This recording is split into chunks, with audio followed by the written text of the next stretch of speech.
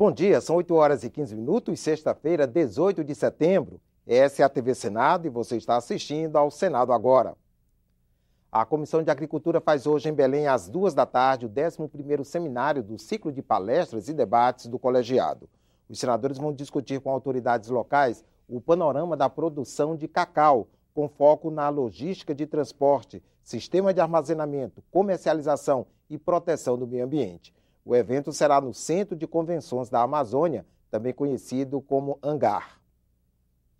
Por 8 votos a 3, o Supremo Tribunal Federal decidiu um assunto sobre o qual não havia acordo no Congresso. A partir de agora, empresas estão proibidas de doar dinheiro para campanhas políticas.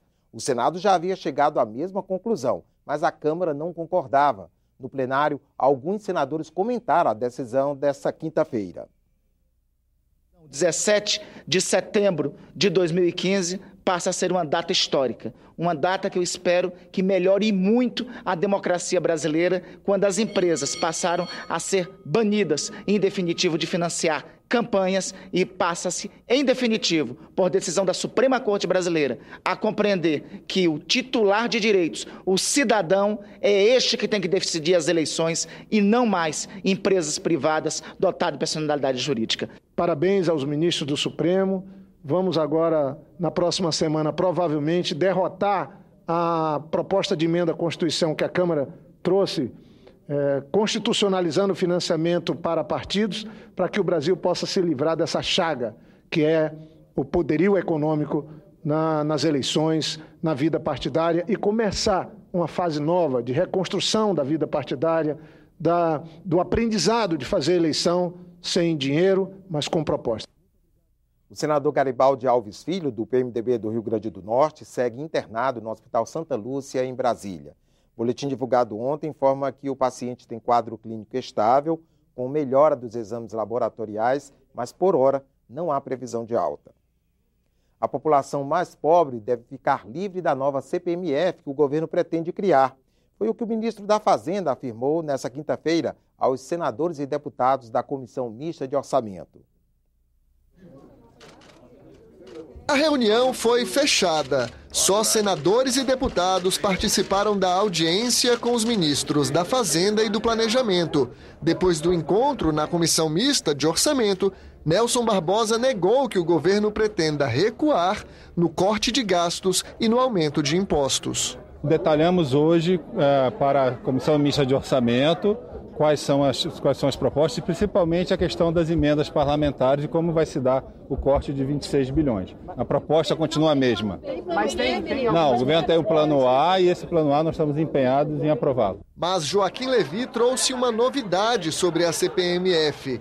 Alguns correntistas devem ficar isentos de pagar o imposto do cheque. A nossa proposta do CPMF ela já inclui algum pequeno ajuste, especialmente para o funcionário público com salários mais baixos e os beneficiários da Previdência Social, do impacto, que é um impacto muito marginal, mas do impacto da CPMF para essas categorias. Para a presidente da Comissão de Orçamento, não vai ser fácil aprovar o pacote fiscal no Congresso.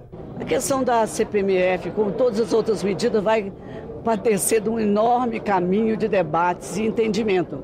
Hoje o entendimento é que essas medidas, os cortes não são suficientes e que as receitas possam sofrer reação, inclusive na questão do CPMF. Os números são os mesmos e a credibilidade que passa é a mesma, pouca.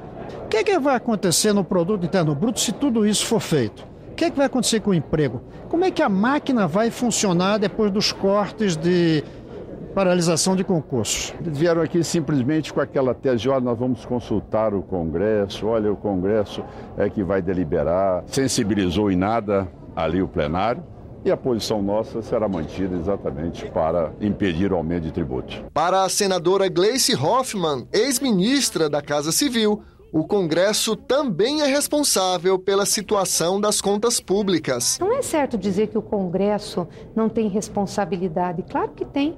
Grande parte das despesas que nós temos no orçamento da União hoje são colocadas por esse Congresso. Grandes partes dos benefícios fiscais da renúncia tributária é feita por esse Congresso. Quando chega aqui o orçamento, todo mundo quer aumentar a despesa. O Palácio do Planalto envia na próxima semana as medidas provisórias, os projetos de lei e as propostas de emenda à Constituição do ajuste fiscal.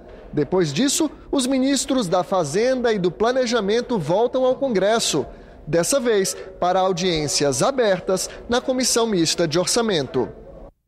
Às 10 da manhã, a comissão de juristas encarregada de elaborar anteprojetos de lei para desburocratizar a administração pública, melhorar a relação com as empresas e o trato com os cidadãos faz a primeira reunião de trabalho.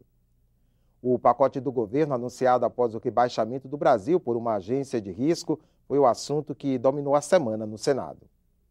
Um dia depois de o governo anunciar corte no orçamento e aumento de impostos, a presidente Dilma Rousseff chamou ao Palácio do Planalto os líderes de partidos aliados na Câmara e no Senado e pediu o apoio da base. A recriação da CPMF, que ainda não chegou ao Congresso, foi criticada. A CPMF deve arrecadar em torno de 30 bilhões. As grandes fortunas, a arrecadação é mais de 60 bi. Por que não ir por aí? A tendência é de rejeição das medidas. E quanto à CPMF, é fora de hora.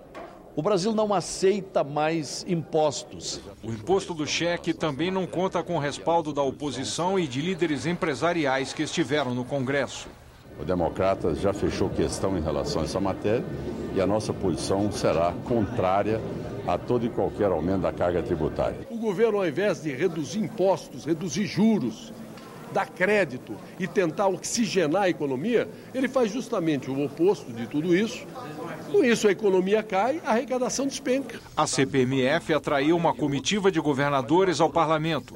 Eles concordam com a proposta desde que fiquem com parte da receita. A proposta é de manter o que era no passado, 0,38, manter os 20, 0,20 para a União e 50% do 0,18 para estados e para os municípios. O pacote do governo foi discutido também na Comissão de Assuntos Econômicos, durante a audiência com o presidente do Banco Central. Alexandre Tombini defendeu o corte de 26 bilhões de reais no orçamento e previu o início da recuperação econômica no ano que vem. Os mencionados ajustes, presentes e futuros, têm grande potencial para estabelecer as bases para a retomada de um crescimento econômico sustentável, com resultados melhores para o Produto Interno Bruto já em 2016. Vossa Excelência é a autoridade monetária do nosso país ao longo desses 5 anos e Vossa Excelência, de certa forma, conviveu com determinada omissão, assistindo ao desmonte fiscal que foi praticado pelo governo da presidente Dilma, que, com o propósito de manter o seu projeto de poder, arrombou as contas públicas do nosso país. Ou seja, o que nós estamos vivendo aqui não é um debate econômico, não. Nós estamos vivendo aqui um debate político de quem não aceita que a presidenta Dilma ganhou as eleições e se reelegeu com o apoio do povo e em cima de um debate político muito importante. Como parte do ajuste fiscal do governo, o plenário aprovou a medida provisória 675, que aumenta a contribuição social sobre o lucro líquido dos bancos de 15% para 20%. A relevância da medida decorre da necessidade de adequar a tributação incidente sobre o setor financeiro, tornando-a compatível com sua capacidade contributiva. Não consigo entender aumentar só para 20%. Que país injusto é esse, onde os bancos vão pagar 20% de contribuição social sobre o seu lucro líquido e a pessoa física paga 27,5% de imposto de renda. O plenário aprovou ainda projeto que compensa os municípios produtores de energia que tiveram perdas de ICMS com a redução da conta de luz que foi estabelecida pelo governo em 2013. De acordo com o texto, a cota de ICMS de cada um dos municípios não será calculada mais sobre o preço real de venda da energia, e sim um preço médio, que é mais alto, calculado pela Agência Nacional de Energia Elétrica. A proposta não prevê o aumento de tarifas e antes do plenário foi aprovada pela Comissão do Pacto Federativo. Os municípios que cediam usinas, que aderiram à política do governo, eles amargam hoje sérios prejuízos. É redistribuir, não é reinserir nenhum tipo do ponto de vista ou alíquota, ou acréscimo, ou a criação de novos impostos. Ficamos por aqui. No decorrer do dia, você acompanha outras informações nos boletins do Senado Agora. Enquanto isso, continue assistindo a nossa programação.